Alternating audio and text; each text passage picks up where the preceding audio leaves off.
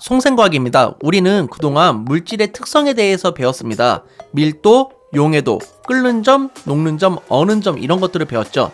그러면 우리가 지금까지 배웠던 이러한 것들을 이용해서 혼합물을 분리하는 것을 한번 배워보도록 할 겁니다. 그 첫 번째 시간으로 이제 밀도차를 이용한 혼합물의 분리에 대해서 살펴보도록 하겠습니다. 고깃국의 기름을 어떻게 하면 제거를 할 수 있을까요? 기름은 국물보다 밀도가 작습니다. 그렇기 때문에 뜬다라는 것을 알 수가 있죠. 따라서 숟가락이라든지 국자를 이용해 가지고 기름을 떠내면 쉽게 제거가 가능합니다. 다른 방법을 쓰는 예도 보여드릴 텐데요. 여기 쭉정이가 있습니다. 좋은 접시는 가라앉고 쭉정이는 위에 떠 있는 것을 확인할 수 있죠. 이 쭉정이를 채로 걸러내고 있는 것을 확인할 수가 있는데요. 벽시를 고르는데 소금물을 사용하는 까닭은 이런 좋은 벽시와 쭉정이를 골라내기 위함도 있습니다. 그래서 쭉정이는 소금물보다 밀도가 작다는 것을 확인할 수가 있고요. 좋은 벽시는 소금물보다 밀도가 큽니다. 그래서 이 두 고체 물질의 중간 정도의 밀도인 소금물을 사용해주면은 모양이 비슷해서 구별하기 힘들었던 쭉정이와 좋은 벽시를 쉽게 구별할 수가 있다라는 겁니다. 그래서 쭉정이는 소금물 위에 뜨기 때문에 채로 잘 걸러낼 수가 있겠죠.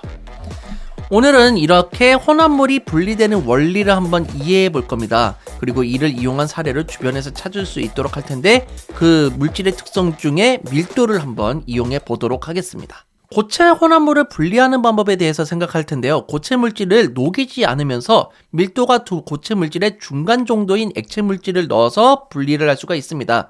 오래된 달걀에서는 이제 썩은 공기가 좀 올라오게 되면서 공기가 좀 많이 들어차게 됩니다. 그렇다 보니까 신선한 달걀보다는 밀도가 작아요. 근데 일반 물에서는 둘 다 가라앉는데 소금물에서는 이제 오래된 달걀만 뜰 수가 있는 겁니다. 그래서 이렇게 오래된 달걀보다는 소금물이 밀도가 크겠고요. 그리고 신선한 달걀이 제일 밀도가 크면은 이런 식으로 안 좋은 달걀과 좋은 달걀을 구별을 할 수가 있는 겁니다. 좀 상태가 안 좋은 밤과 좋은 밤을 구별할 때도 쓸 수가 있는 겁니다. 그래서 상태가 안 좋은 밤은 소금물 위에 뜨고 상태가 좋은 밤은 아래로 가라앉겠죠. 그래서 액체보다 밀도가 작은 물질은 액체 위로 뜬다라는 것을 알 수가 있고요. 액체보다 밀도가 큰 물질은 액체 아래로 가라앉는다라는 사실을 확인할 수가 있는 겁니다.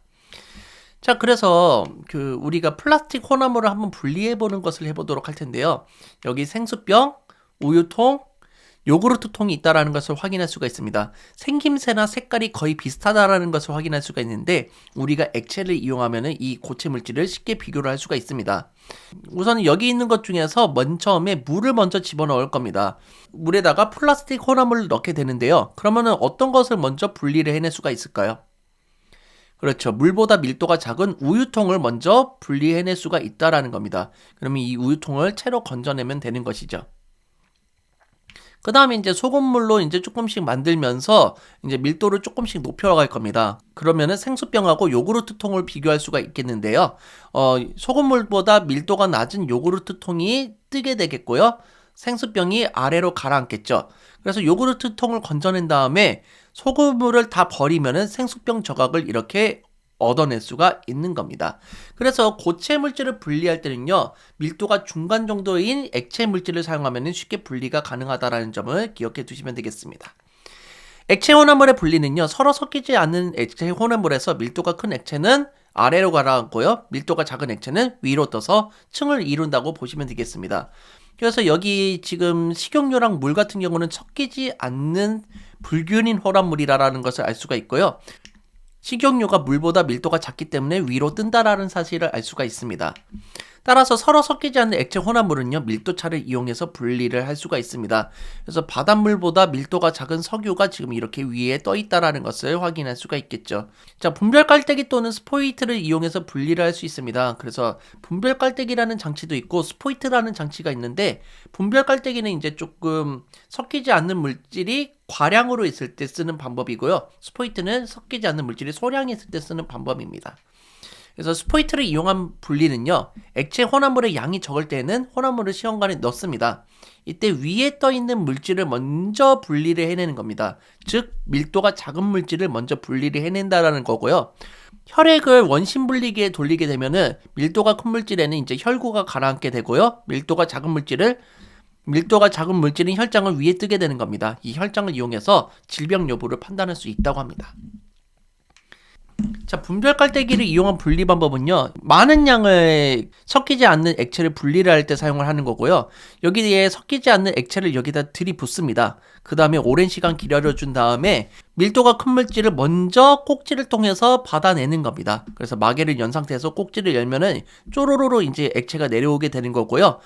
만약에 이 경계면이 조금 애매할 수 있는데 이 경계면은 따로 받아내서 버리면 됩니다. 그 다음에 밀도가 작은 물질은요, 위쪽에 있는 마개로 해가지고요, 그냥 따라내서 버리면 된다라는 점을 확인해 두시면 되겠습니다. 자, 밀도차를 이용한 혼합물의 분리 예를 살펴보도록 할 텐데, 첫 번째 바다에 유출된 기름을 분리하는 방법입니다. 그래서 기름 마기를 쳐가지고요, 많이 못 퍼지게끔 한다든지, 아니면 이 바닷물 위에 흡착포 같은 거를 떨어뜨려가지고 기름을 먼저 흡수시키는 방법을 쓰고 있습니다. 기름은 바닷물보다 결국에 밀도가 작아서 바닷물 위에 뜨기 때문에 기름막이로 기름이 퍼져나가는 것을 막아서 분리를 할 수가 있습니다. 자, 여기 있는 그림이 그 허베이 스피리트호 태양기름 유출 사건일 때 이 사진을 보여드리고 있는 겁니다. 기름이 이렇게까지 많이 퍼졌었고요. 정말 많이 힘들었었던 상황이 있었습니다. 그래서 생태계가 정말 많이 무너졌었던 상황이 있었고요. 바다에 유출된 기름을 이제 바닷물에 섞이지 않으면서 밀도가 바닷물보다 작기 때문에 위로 떠오릅니다. 그래서 이런 기름막이라든지 흡착포 같은 걸 이용해가지고 기름을 많이 제거를 했었습니다. 그래서 태안 기름 유출 방제 작업을 했을 때 이런 기름막이라든지 오일 펜스라고 합니다. 이런 것도 설치를 해서 기름을 제거를 했었다라는 점도 잘 기억을 해두시면 되겠고요. 그래서 이렇게 많은 사람들이 도움을 줬습니다. 지금은 이제 10년 만에 이제 절망에서 희망으로 이제 좀 바뀌어서 지금은 태안 그 생태계가 많이 회복이 됐다라는 점도 잘 기억을 해두시면 되겠습니다. 자, 그리고 키질이나 티나 건불 같은 걸 분리를 할 수 있습니다. 키를 이용해가지고요, 알곡보다 밀도가 작은 건불을 바람에 날려서 분리를 할 수가 있습니다. 그래서 밀도가 작은 게 위에 많이 뜨게 되면서 바람에 날아가게끔 할 수가 있는 겁니다. 크랜베리를 수확할 때도 이제 이런 밀도차를 이용하게 됩니다. 크랜베리의 특징 자체가 뭐냐면은 물 위에 뜨는 성질이 있습니다. 그래서 물 위에 이렇게 크랜베리를 이제 많이 두게 되는 거고요. 크랜베리 자체가 너무 낮은 데에서 열매가 맺히기 때문에 실질적으로 이제 사람이 직접 채취를 하기가 힘들다고 합니다. 그래서 크랜베리의 밭에다 물을 가득 채워가지고 크랜베리 열매를 나무에서 떨어뜨리면은 물보다 밀도가 작은 크랜베리 열매가 위로 쉽게 떠오르기 때문에 수확을 할 수가 있다고 합니다.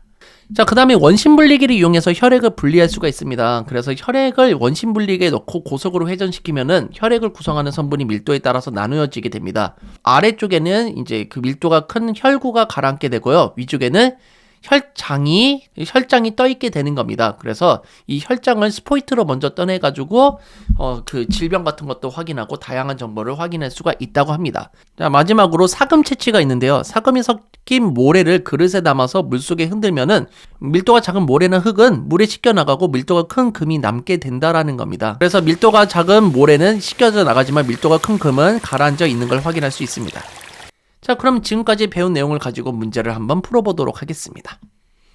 자, 모래와 스타이로폼이 섞인 혼합물은 밀도차를 이용해서 분리를 할 수가 있습니다.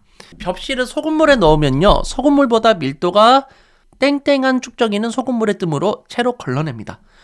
소금물에 뜬다라고 했죠. 그러니까 밀도가 작은 거겠죠. 자, 서로 섞이지 않은 액체 혼합물에서 밀도가 큰 물질은 아래층에 위치하고 밀도가 작은 물질은 위층에 위치한다라는 것을 확인할 수 있습니다. 그래서 식용유 같은 경우에 물은 아래로 위치한다는 것을 관찰했었죠. 샐러드 소스에 너무 많은 올리브유를 넣었습니다. 이걸 분리할 수 있는 방법은 무엇일까요? 올리브유를 스푼으로 건져내면 되겠죠. 그래서 식초와 간장이 섞이지 않기 때문에 윗부분은 숟가락으로 떠서 올리브유를 분리할 수가 있는 겁니다. 물과 기름과 같이 밀도가 다르고 서로 섞이지 않는 액체 혼합물을 분리할 때 이용하는 실험기구는 무엇일까? 그래서 옆에 있는 실험기구는 무엇인가요? 그렇죠. 분별 깔때기가 있었고, 이제 적은 양을 분리할 때는 스포이트도 활용할 수 있다는 거 기억해 두시면 되겠습니다. 자, 물과 기름의 혼합물에 관한 설명으로 옳지 않은 것은 기름은 물보다 밀도가 작다? 맞는 말이죠. 그리고 혼합물은 두 층으로 분리된다? 맞는 말입니다. 그리고 밀도차를 이용해서 분리할 수 있다. 맞죠? 그리고 분별 깔때기를 이용해서 분리할 수 있다. 대량인 경우에는 분별 깔때기 이용하면 좋죠. 분별 깔때기를 흔들어 충분히 섞였을 때 분리해야 된다?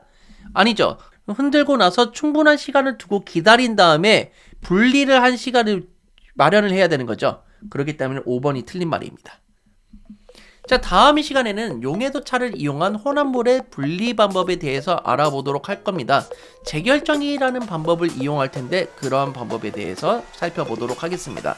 자, 이 영상이 즐거우셨으면 좋아요, 구독하기 부탁드리겠습니다. 여러분 감사합니다. 송바.